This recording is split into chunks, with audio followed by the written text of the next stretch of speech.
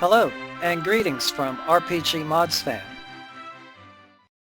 When it comes to the text layout and formatting in Dungeons & Dragons modules and adventures, I really miss the layouts of the I3 to I5 modules, also known as the Desert of Desolation Series, had. What I am about to discuss is also applicable for other tabletop role-playing games.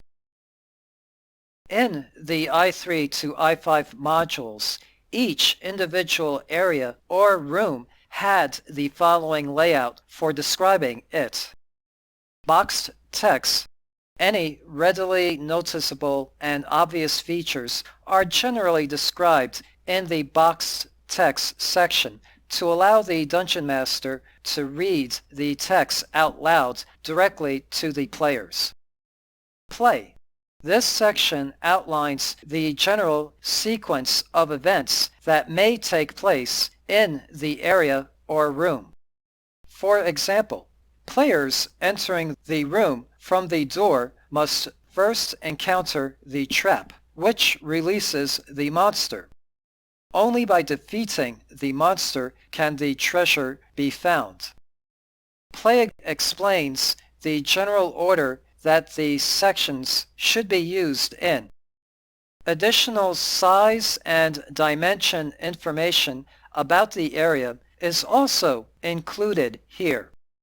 Monster. All important creatures that are encountered, regardless of whether they are man or beast, good or evil, plant or animal, intelligent or dumb, are described in this section. Each person or creature noted in this section is then described by the typical abbreviated listing of its characteristics and statistics within the parentheses, such as F for fighter, M for mage, HD for hit dice, etc., and are presented in the following order: monster name, open parentheses, armor class, movement, hit dice, hit points, number of attacks per round, damage, alignment, and special abilities of the character or monster, close parentheses. Character. In this section is a description of the creature encountered, how it might react, and what its attitude might be. Information that monsters have that might be of use to the player characters is also listed here. The personalities of the monsters may also be described here. Treasure. All the treasure that can be found in the room or area is detailed in this section. Trap/trick. Traps such as pits, sliding walls, booby-trapped trunks, spears, darts, or arrows from walls, etc. are explained in this section. Any puzzles in the room or area are also explained in this section. Lore. This catch-all section contains points of interest about the room or area, its purpose, its history, etc. These details will help Dungeon Masters to make their games more interesting.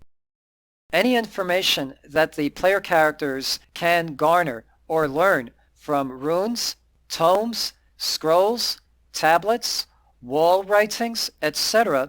will be described here. This is the layout that all D&D as well as other RPG modules and adventures should follow. With this layout, as a DM, I can quickly discern and understand what is in the room or area and how to play it. After the I3 to I5 modules, it seems TSR and Wizards of the Coast became lazy and no longer followed this format and layout. Perhaps I should rewrite every single D&D module in this format and layout and post them for sale on the Drive-Thru-RPG's website. I wonder if there would be a sizable market for such an endeavor. From the i3 Pharaoh module, displayed are some examples of the aforementioned text layout and structure. As you can see, not all rooms or areas will have all elements/sections written. For instance, a room may be empty, hence there will be no monster or character sections written for it. Here is another example from the same i3 Pharaoh module. This entry is unusual because, with the exception of lore, the G7 Room of the Guardians almost has all the elements/sections written. For the C1, the Hidden Shrine of Tamawachan module, at the end of its booklet, there was a table and list of every monster encountered within its dungeon levels. Displayed is the C1 module's monster table that I just mentioned. From this table, each monster's vital stats, such as hit points, armor class, hit dice, number of attacks per round, saving throws, etc., can be quickly accessed. The one thing missing from this table is how many experience points is each monster worth. The one flaw I see in this table is that it might encourage designing monster condos as dungeons. So, in summary, all Dungeons & Dragons modules and adventures, as well as other RPG modules and adventures, should follow the displayed text layout format for describing each individual room or area. In addition, all Dungeons & Dragons modules and adventures should include a monster table of all the monsters encountered in the module and/or adventure along with their vital stats. Thus concludes my discussion on the written structure of RPG modules and adventures. Thank you for watching. This is RPGmodsFan saying cheers, have a good day, and goodbye.